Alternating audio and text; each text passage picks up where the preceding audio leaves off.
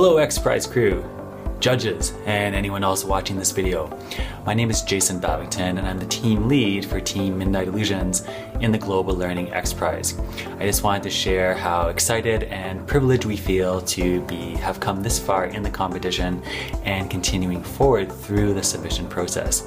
You know, I've had the opportunity to interview and chat with many programmers who want to join our team for a variety of reasons, and one of the stories that I most enjoy sharing with them is how when we began this journey back in the spring of 2015, we had originally started with a game-based approach to solving the Global Learning X Prize Challenge, primarily based on our rationale that, our company had been designing games separately for the iOS App Store since 2012. So we felt we had a pretty good handle on game development and could probably come up with something that could be useful for Global Learning X Prize. However, towards the end of 2015, we took a really big shift in our perspective because we realized that, there's already a lot of really good educational software out there that works very well, very slick and well put together, and a lot of good content already exists. And we felt that if that's something that X Prize was really looking for in the case of the competition, that they could just probably pick up one of those pieces of software and distribute that to all these kids going forward. But that didn't happen. The Global Learning X Prize Challenge was created instead. So we really felt that X Prize was looking for something very different, something unique, and a whole new perspective on teaching children reading, writing, and math. When I had the opportunity to go to the Team Summit in Paris in March of 2016, Mark West, who's an associate project officer with UNESCO, commented how there hasn't been a digital solution, hardware or software, that has been proven successful to the United Nations, to UNESCO. In the past, they've tried a variety of solutions, software, airdropping pallets of computers down to schools and everything in between, and unfortunately nothing has really come together. They haven't found, the magic key that has unlocked kids' ability to learn in these areas. So UNESCO is really looking forward to what Global Learning X Prize comes up with, and that helped really drive home our unique approach. So we're very excited to be sharing the beginnings of the ShiraX system with you. ShiraX is a web-based turnkey platform that anyone can use to design AI-based educational apps for children. We're extremely excited about it. We've given it a lot of thought and care and insight and blood, sweat, and tears and all that kind of stuff to being able to create this system and to further develop the system over the course of the X Prize competition. So we hope you enjoy this brief preview of the beginning potential of the system, and we look forward to working with X Prize in the months and years ahead. Cheers. So I'd like to welcome you to the ShiraX system. We're going to explore a few of the areas that are available in the system and walk through a few features and functions. So on the main admin screen that you currently see, we are able to browse projects that the educator, the teacher, the layperson, anyone without any technical experience is currently working on their projects to create educational apps.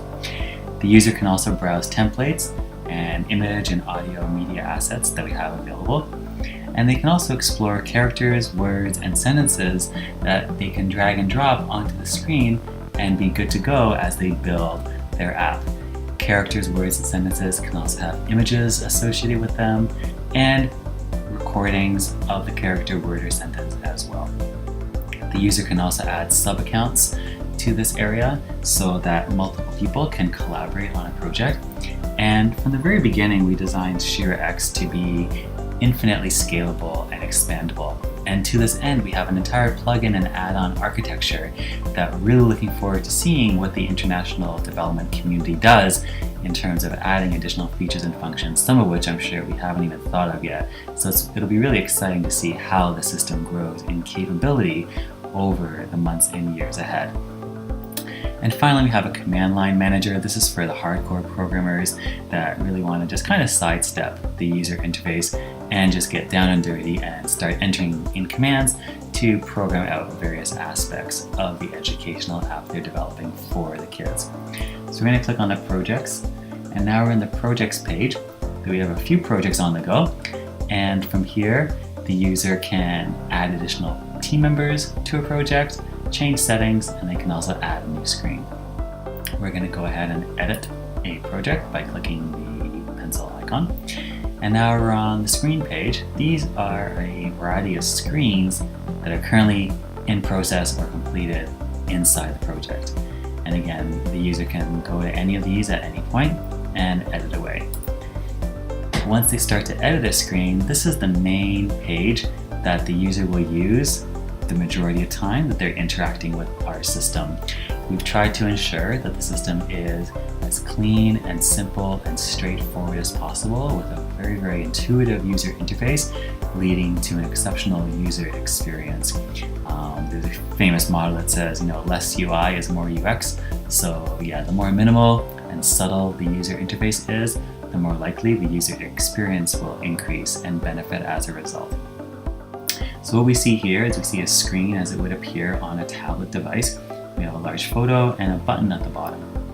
On the left-hand side, we have a variety of tools available. The user can add a shape, rectangle, triangle, circle, square. They can add a line or multiple lines and make arrows out of them. They can fill in any shape, draw with a paintbrush in a variety of colors and brush styles.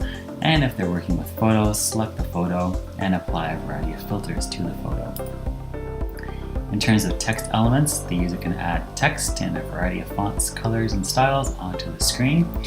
And also from here, they can access the character, word, and sentence managers that I mentioned earlier, and again, being able to just simply drag and drop a character or word or sentence onto the screen and continue the development of that screen.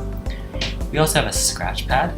This is something that can be added to the screen, and the child user, who is the end user of this app, can use it to practice, draw, doodle, make happy faces. Doesn't really matter. It's just an open-ended sandbox kind of scratch pad that the child can use and play with and have fun, and it can assist them while they're learning. In the mathematics section, we have addition, subtraction, multiplication, and division questions that can be added to the screen. And again, we have a scratch pad there that the child can use in a similar fashion to the text one previous. Our storybook section is really, really exciting. We included a large variety of ready-to-go storybooks that have already been previously created, and we've included these in our Swahili and English versions of our submission. But also, we want the educator to be able to create their own storybooks. So they can click the storybook icon and they can get started. They can add a cover page or one or more pages. They can add text to any particular page. They can also add an image. They can record audio or add audio that's pre-existing. And probably most importantly, they're able to add text-to-speech.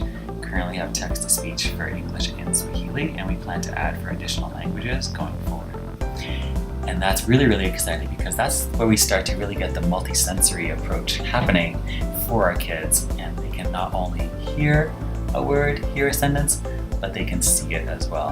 And that visual and audio association is really, really important for long-term understanding and comprehension of reading and then eventually writing. They can also add a background image to all pages or a background audio, perhaps a soundtrack, to all pages. Our community section tools, this is where the educator can add in the ability to allow the child to take selfies, take videos, record videos, take world videos with a rear-facing camera, record their own audio, and in our examples, we encourage them to prompt the child to do this with friends, because we feel it's very, very important for the kids to be having fun while they're learning. And the more fun they're having, the greater their retention and longer retention of the child in our system. And this will increase their likelihood of comprehension and education success as they continue to work with the system. We then have our AI approaches that are built into the system, and this is where our ShiraX system really engages with the child. We're really encouraging our educators to develop an app that can interact with the child and can record the child's voice, hear what the child's saying, and then compare that with what's in its word database to start the learning process. So if the child, for example, is talking about mom's gathering water, the system will say, oh, you said the word water. Let's start to learn about the word water, and have the child direct the educational experience. Our AI section is also where the system will encourage a child to interact with their peers. So once the child has learned the word water, the system will encourage that child to now teach their friend how to spell the word water using the provided scratch pad that we have on the screen. And their friend, who's having a completely different experience, might teach our first child a different word, perhaps sky or sand. So this is where we have peer-to-peer learning happening, and we know that that is a very, very powerful tool and approach to the success of learning. We also have our AI system designed to engage the adults of the community, because we feel it's very, very important for the adults to see the importance of using this system and how it will benefit everyone in their community going forward. How reading and writing and spending the time learning how to do so will benefit them in a large variety of ways. And so we're encouraging that as well. And so our educator user back in our system can add these AI components and additional ones into their app project. The educator can also add a new screen at any point by clicking the plus sign in the upper toolbar. They can also add images. They can add images from the computer via drag and drop. They can add from the cloud. We currently have Dropbox, Amazon S3, and Google Drive coming soon. They can add from a URL, from existing photos that they have or images that they have already in their project. And they can also add from our ShiraX media library. We have hundreds upon hundreds of images that we're able to add to the system, and subsequently have the user add to their project. Audio can be added in the same fashion, in the same interface. And we also have testing. The educator can add a variety of testing and evaluation tools into their app. One of the most exciting areas that we have in our app is the software bookshelf. And so this is the area where, with a few clicks, the educator can add an incredible amount of functionality to a screen and subsequently their app. So we have Wikipedia, where the entirety of Wikipedia in English, simple, 180,000 pages, or the complete English, depending on the capacity of the device, can be added to a screen. And we also have Swahili. These are the two languages we started with, and we have 35 additional languages that we are currently incorporating into the system. Finally, once the educator has completed their screens, they can test the app, and when ready, they can deploy to an Android tablet. We plan on adding deployment support for iOS, for the web, for Windows exe files, and Mac executable files as well. Now on any screen, the user can click any object that they've created, and any object they created will have this footprint icon appear beside it. They can click this, and they can add a large variety of functions and features to any object. So in this case, you have a button called Tap to Hear Him Roar. So the educator would likely associate a sound with this, such as a roar. But additional functions include the ability to navigate to a different screen if a button is pressed, or display an image. Perhaps the educator wants to run a story, or run a test and evaluate the child's comprehension. They could also add the scratch pad, which we discussed earlier, or run a bookshelf item, such as Wikipedia, or in the future, a game in a few clicks. We'll have an entire game available to the child on one screen. They can add or display a character, word, or sentence. They can activate the front or rear cameras or video. They could also load a website. They could have the button click and record the child's voice and use that for speech-to-text processing afterwards. Or they could run text-to-speech to dictate what's being seen on the screen. They can run speech-to-text directly.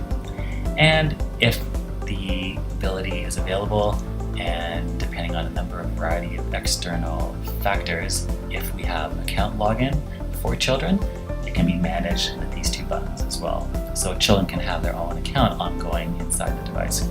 And finally, it can run any kind of custom action they desire via commands.